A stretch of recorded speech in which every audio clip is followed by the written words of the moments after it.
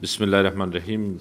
Good morning to all of you. Once again, I would like to thank High Commissioner Grandi for its efforts throughout since he has assumed the new job, but also in the past few days during the Executive Committee and yesterday, and throughout the opportunities that I had to have this interaction either with High Commissioner or with Minister Baluch from the Islamic Republic of Pakistan or Deputy Minister Zulfiqari from the Islamic Republic of Iran.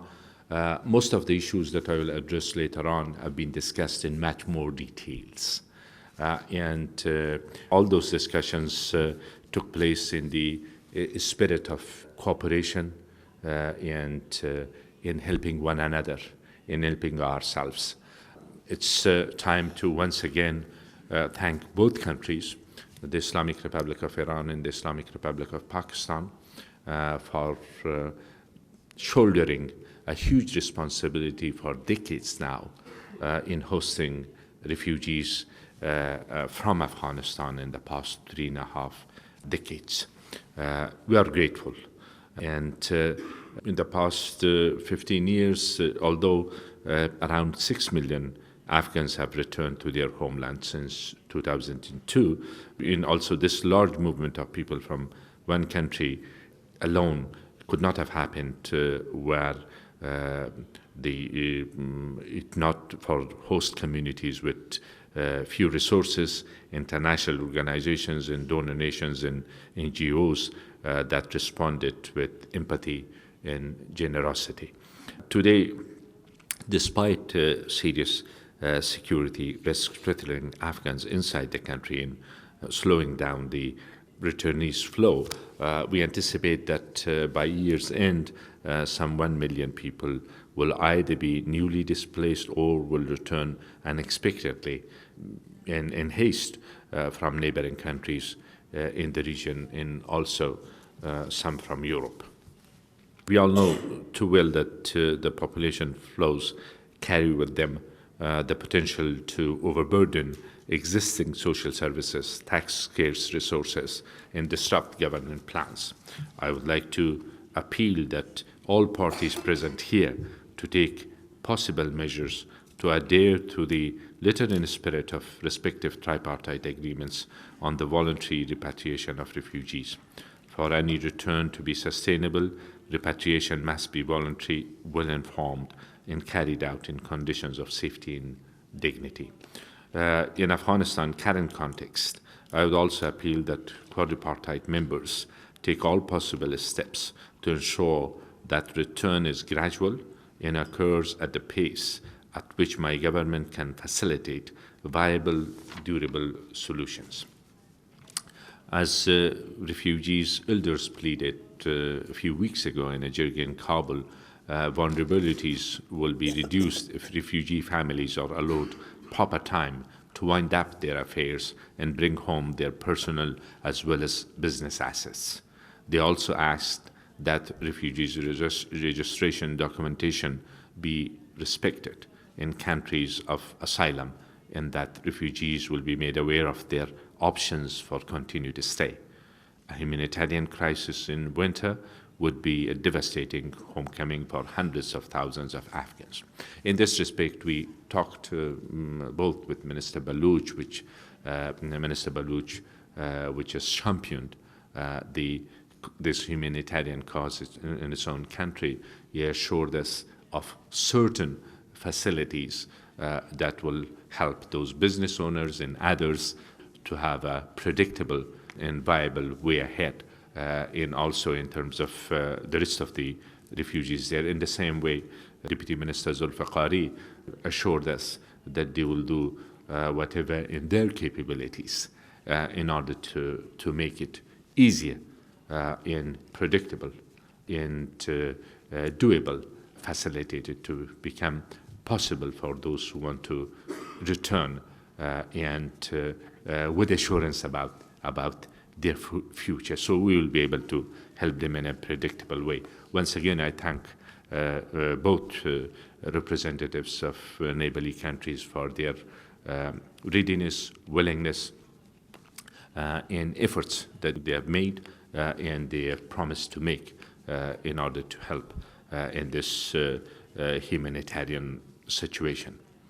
Let us remember when refugees choose to leave long-standing host communities and come home, it's essential that they do so as friends and remain friends. And that was very much emphasized by our friends and neighbors yesterday as well during our discussions. It perhaps goes without saying that realizing the goals of our solution strategy has not been easy. Today we are not where we hoped we would be when our three countries together with UNHCR created and signed the strategy in 2012. The trend of people leaving must be reversed as we increase the trend of people returning home. The solution strategy is more a regional platform for discussion. It represents our collective resolve to work together to address the complex challenges and legitimate fears of refugees contemplating a return to their ancestral country. For this reason, we have embedded in needs of returning refugees in all aspects of the Citizen Charter and other national priority programs. If we are to move forward, we must recognize this reality and ensure that IDPs and returning refugees not only have equal access to services, but the freedom and opportunity to create better lives for themselves and their children. The National Unity Government in 2015 launched a comprehensive voluntary repatriation and registration strategy. I am confident that the plan has struck the right balance, learned from the right lessons from the past missteps, and outlines a realistic vision for our future that will allow my fellow Afghans, both refugees and documented, to gradually return home voluntarily in safety and dignity and rebuild their lives. The plan explicitly recognizes the immense challenges facing the remaining refugees in neighboring host countries, particularly second and third generation of refugees with sometimes weak ties to their ancestral land. Vulnerability derives from the simple fact that they have spent their entire lives in neighboring host countries and lack essential networks in local knowledge to establish their families, reclaim land and property, recreate host livelihoods in Afghanistan. Support must be simple, straightforward, immediately forthcoming. More importantly, assistance must empower individuals to seize opportunities, make investments, and exercise their basic rights as equal citizens. Bureaucratic obstacles and harassment should be removed from their path. To this end, our strategy aims to provide returnees with access to land, adequate housing, and social services, vocational skills, and jobs. The Operational Subcommittee of Ministers of the High Commission for the Migration, which I chair, endorsed the principle of a unified action plan a few weeks ago that will ensure coherence of national policies affecting refugees, returnees, IDPs, and migrants, and prioritize how best to address their competing needs. Furthermore, it ensures a coherent, comprehensive response and establishes clear benchmarks for accountability and progress. We are confident that the integrated approach I have just highlighted is the right one when put to practice. And we are pleased that our friends and supporters in the international community endorsed our path forward this week in Brussels. The solutions strategy always foresees that some may not wish to return immediately and calls on the international community to provide enhanced support to host communities. I again reiterate my appeal to all of you to ensure that the return of refugees and asylum seekers is gradual, reflective of what I am confident will be increasing absorption capacity over time. I and my colleagues here, including Minister Balkhi, Deputy Minister of Foreign Affairs, and Desha, our colleagues together with me, look forward to hearing your views and ideas, as well as working closely with you, the UNHCR, and other stakeholders in the future on seeking pragmatic refugee repatriation solutions.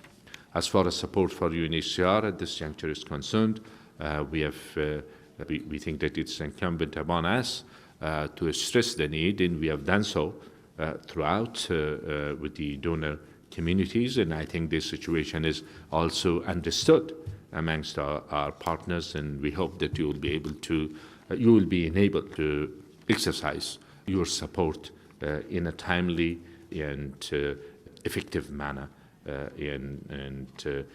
Meanwhile, thank you once again for all your efforts, and looking forward to working together in this field, and looking forward to a situation that this huge issue, big issue in the future will be one of the issues behind us rather than a sustained challenge. Thank you very much.